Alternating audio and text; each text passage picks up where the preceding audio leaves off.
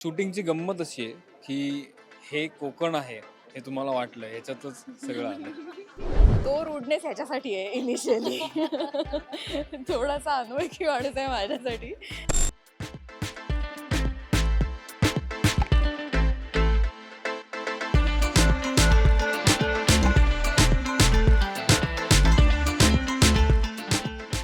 Star प्रवाहाच्या 8 मालिकांची घोषणा झाली आहे. त्याच्यात बऱ्याच मालिका आहेत. पण एक नवी कोरी जोडी तुमच्या भेटीला येते. तन्वी आणि शाल्वची दोघेही आत्ता माझ्यासोबत आहेत. स्वागत आहे तुम्हा दोघांचं लोकमत फिल्मीमध्ये सगळ्यात आधी. आणि प्रोमो प्रचंड सुंदर झालाय. मला कोकण पाहायला मिळालंय. त्याच्यात तन्वी तुझं तर खास रिलेशन आहे कोकणशी. सो मला आधी सुरुवातीला की मालिका एकदम लव्ह स्टोरी असणार आहे, काय आहे ते जाणून घ्यायचंय. कारण मध्ये शाल्वाचाही एक थोडासा दशावतारमधला एक कॅरेक्टर आम्हाला पाहायला मिळालंय. काय एकंदरीत थीम आहे एकंदरीत? लव्ह स्टोरी आहे. एक कोकणातली उत्तम प्रेम कहाणी आहे, ज्यामध्ये खूप छान एंटरटेनिंग ड्रामा पण आहे. सो प्युअर लव्ह स्टोरी पाहायला मिळेल. पण हे सगळं शूट कोकणमध्ये झालं आहे आणि फक्त कोकणातली लव्ह स्टोरी आहे की त्याच्यानंतर आणखीन बरेच पैलू त्याचे उलगडणार? पैलू तर खूप आहेत, पण कोकणातले सगळे पैलू आहेत. शूटिंगची गंमत अशी आहे, की हे कोकण आहे, हे तुम्हाला वाटलं ह्याच्यातच सगळं आलं. अम, मला असं म्हणायचं आहे, की गोष्टीमध्ये ना खूप वेगवेगळी पात्रं आहेत. त्या पात्राचं प्रत्येक काहीतरी म्हणणं आहे आणि युनिक पात्र आहेत खूप, जी तुम्हाला नक्की आवडतील. काही पात्रांचा तिरस्कार वाटेल, काही पात्रांचा खूप आदर वाटेल, प्रेम वाटेल. ती तुमच्या मनामध्ये रुजतील, अशी ती गोष्ट आहे.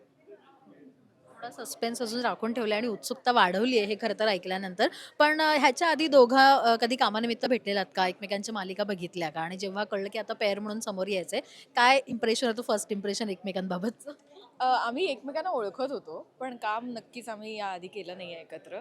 कारण शाल्वाची पहिली मालिका, माझी पहिली मालिका एकाच वेळेला आल्या होत्या. सो एका प्रमोशनल ॲक्टिव्हिटीसाठी आम्ही सेम शो एक दिवसाचा केलेला आहे. सो आम्हाला माहिती होतं, आम्ही एकमेकांना ओळखत होतो. आता काम पहिल्यांदा करतोय. मला असं नेहमी वाटतं, की आपण ज्यांच्याबरोबर काम करतो त्यांच्याकडनं खूप काही शिकायला मिळतं.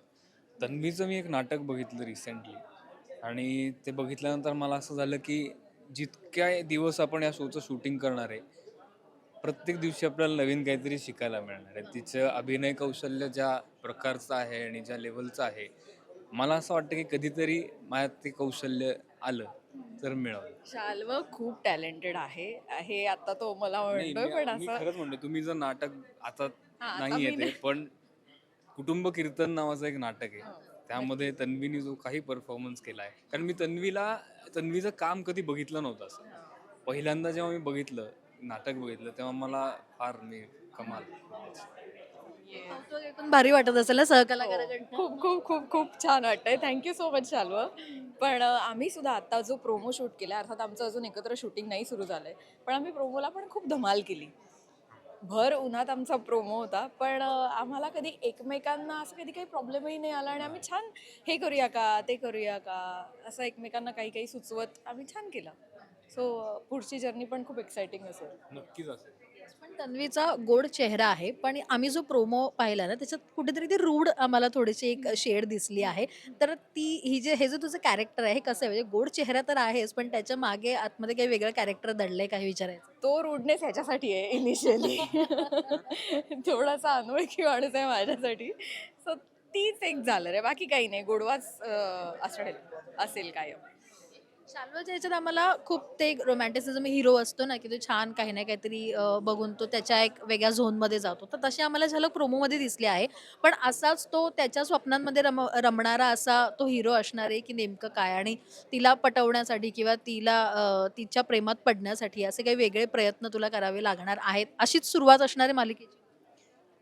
मला असं वाटतं, तुम्ही मालिका बघितल्यावर तुम्हाला हे सगळे प्रश्न तुमचे सुटतील.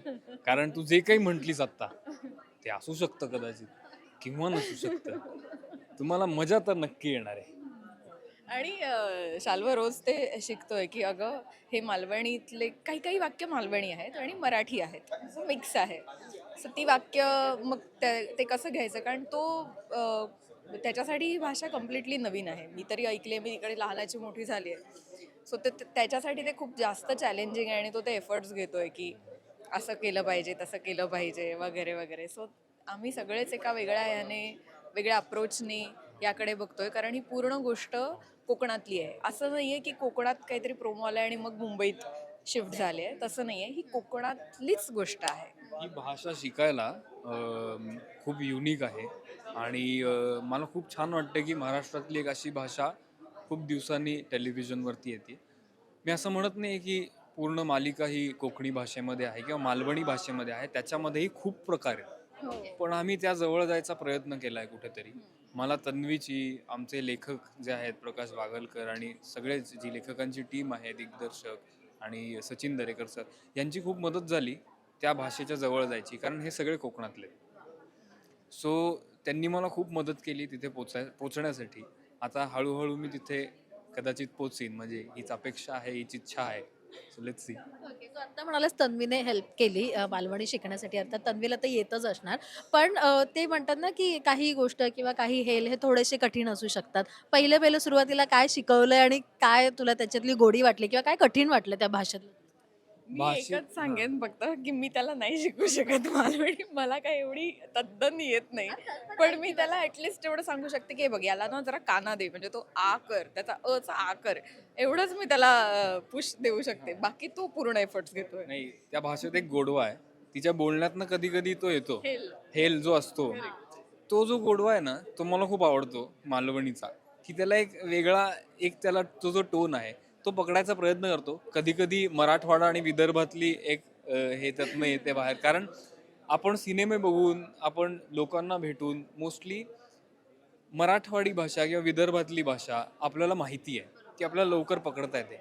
पण कोकणी बोलणारे किंवा कोकणातले असे कलाकार किंवा इतर लोक जेव्हा शहरात येतात तेव्हा त्यांचाही कुठेतरी शहरी टोन येतो, त्यामुळे ती आपल्याला जास्ती बघायला मिळत नाही किंवा ऐकायला मिळत नाही.